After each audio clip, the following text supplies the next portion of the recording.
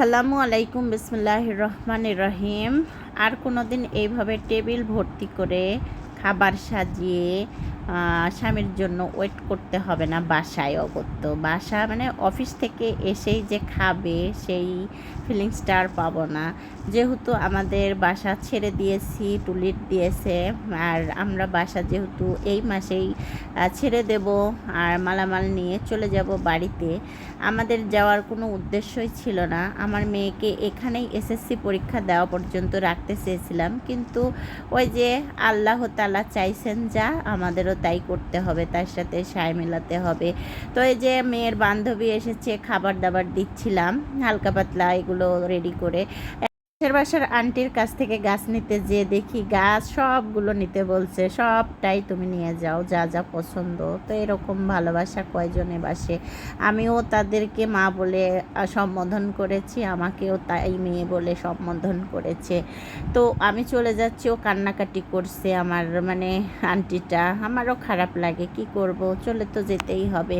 আজকে যেহেতু মেয়ের বান্ধবী আসবে সেহেতু আমি একটু মাংস রান্না করতেছিলাম।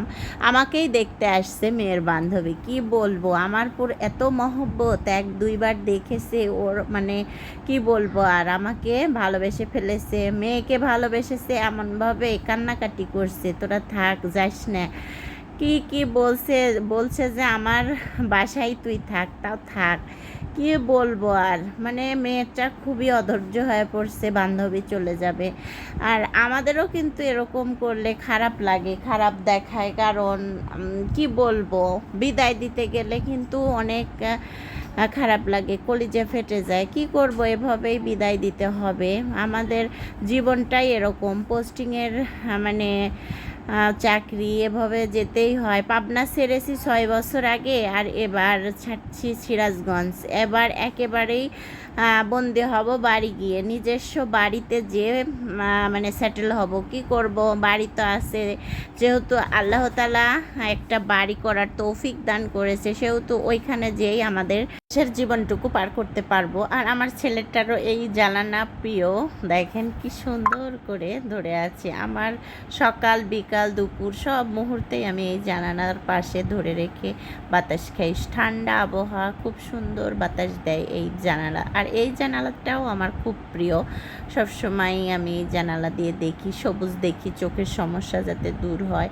আর এগুলো মানে সুন্দর করে সব কিছু বের করে গুছিয়ে নিয়েছি, আবার ব্যাগগুলো আবারও আলমারিতে ঢুকে রেখেছি। আর এই বিছানাটায় আমি শুয়েছিলাম জন্যই এরকম একটু টান করে দিচ্ছিলাম।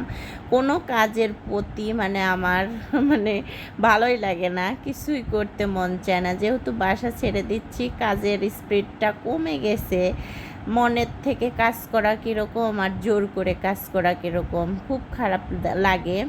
মানে বর থাকলে কাজের স্পিডটাই বেড়ে যায়, ও নাই বাসায়, আমার মানে কাজ করার কোনো রকমের মন মানসিকতাই থাকে না। আরাফটাও এখানে খুব প্রিয়, ওর এই ছুপা ছেটের উপরে উঠে বারবার, আবার এই খাটের ওই মুকুটের উপর ওঠে। আর এই গাছগুলোই ওই আন্টির কাছ থেকে নিয়ে এসেছি, ঝোপালো গাছ, একটা গাছেই এতগুলো পাতা, খুব সুন্দর। গাছটা নিয়ে এসেই লাগিয়ে দেওয়া হয়েছে, কালকে আনা হয়েছে।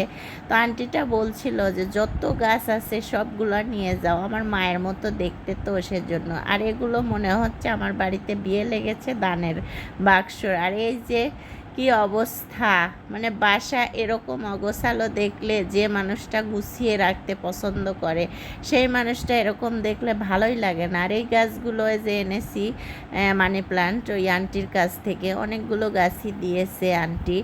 স্পাইডার প্লান্ট তো দিয়েছে, লাগিয়ে দিয়েছি, ওটা এখানে নেই। আর এই যে আওলা ঝাওলা অবস্থা রান্নাঘরেরও, মানে গুছিয়ে কাজ করতে পছন্দ করি, তারপরেও এগুলো করতে হচ্ছে, কি করব, মন মানে না, সব কিছু তো করতেই হবে।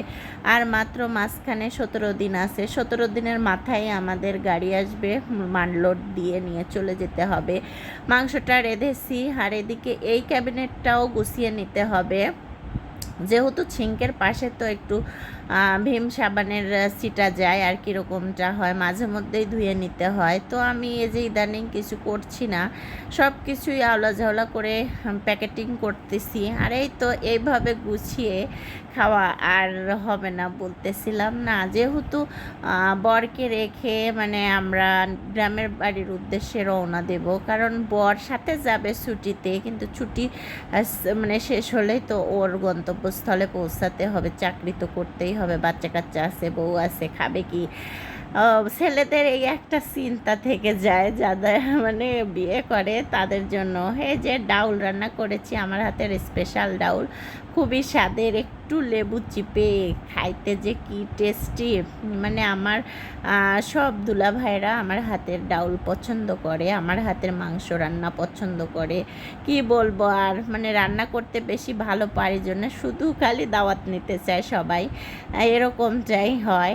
বাসা বাড়িতেও আসে মাঝে মধ্যেই, এসে দাওয়াত নিয়ে খেয়ে যায়।